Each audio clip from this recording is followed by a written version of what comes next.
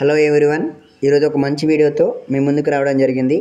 First year 3/ADC first సెమిస్టర్లో ఉన్నటువంటి second paper అయినటువంటి ఫ్యామిలీ లా 1 హిందూ లా గురించి దానికి సంబంధించినటువంటి ఇంపార్టెంట్ క్వశ్చన్స్ గురించి ఈ వీడియోలో ఎక్స్ప్లెయిన్ చేయడం జరిగింది.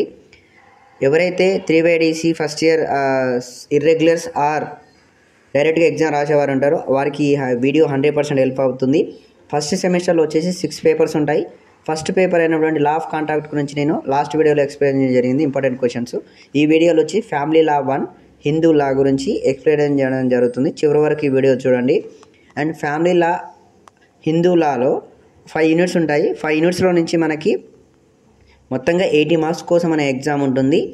ఈ 5 యూనిట్స్ నుంచి ఏ క్వశ్చన్ వస్తుంది ఎలా అనేది చాలా వరకు డౌట్ ఉంటుంది.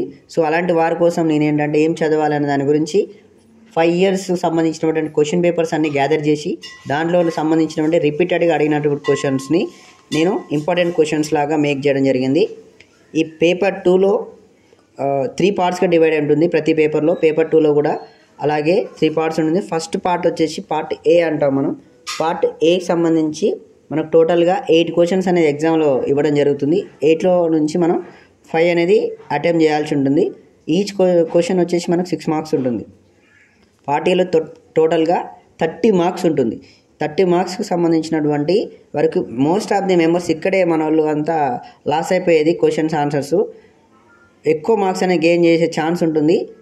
చాలా చిన్నవిగా ఉంటాయి క్వశ్చన్స్ అన్నీ కూడా. Short and sweet answer making అనేది ఈజీగా చేయొచ్చు. అలాంటి వాటికి సంబంధించి నేను ఒక 10 క్వశ్చన్స్ అనేది పార్ట్ ఏలో ఫ్యామిలీ లాకి సంబంధించి ఇంపార్టెంట్గా సెలెక్ట్ చేయడం జరిగింది. 100% ఈ 10 క్వశ్చన్లో నుంచి అట్లీస్ట్ 4 to 5 క్వశ్చన్స్ అనేది మాత్రం 100% రావడం అనేది జరుగుతుంది. డ్యామ్ షూర్ ఈ విషయంలో. ఈ 10 క్వశ్చన్స్ని లైట్ తీసుకోకండి. మేము సెమిస్టర్ రాసేటప్పుడు మాకు చాలా హెల్ప్ అయింది, నాకు నా ఫ్రెండ్స్కి. మీకు 100% ఇది హెల్ప్ అవుతుంది. అలాగే పార్ట్ బి వచ్చేసరికి మనకి టోటల్గా 4 క్వశ్చన్స్ అనేది ఎగ్జామ్లో రావడం జరుగుతుంది.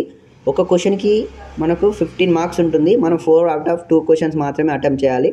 నేను ఇక్కడ ఈ పార్ట్ బిలో 6 క్వశ్చన్స్ని ఇంపార్టెంట్గా సెలెక్ట్ చేశాను.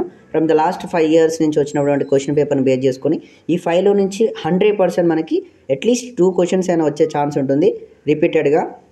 సో నేను ప్రిడిక్ట్ చేసింది 100% సక్సెస్ అవుతుంది. నాకు సక్సెస్ రేట్ అని చాలా ఉందని నేను ప్రౌడ్గా చెప్పుకోగలను, ఎందుకంటే నేను దాన్ని ఫేస్ చేసి వచ్చాను కాబట్టి. నెక్స్ట్ పార్ట్ 3 వచ్చేసి ఏంటంటే కంప్లీట్గా మనకు పార్ట్ సిలో ఓన్లీ కేస్ లాస్ అనేది రావడం జరుగుతూ ఉంటుంది. ఈ కేస్ లాస్లో రాసేటప్పుడు మాత్రం మనం చేస్తున్న మిస్టేక్స్ ఏంటంటే రాసే విధానం ప్యాటర్న్ గురించి మనం మిస్ అవుతుంటాం. ఇక్కడ కొన్ని ఇంపార్టెంట్ 4 కేస్ లాస్ అనేది ఇచ్చాను రిపీటెడ్ అయినటువంటి.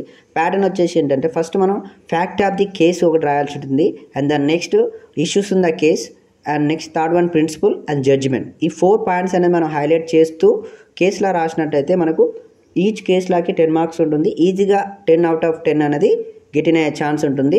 ఇదండి ఈ వీడియో. మోర్ అప్డేట్స్ కోసం నా యూట్యూబ్ ఛానల్ని ఫాలో అవుతూ ఉండండి. Thank you so much.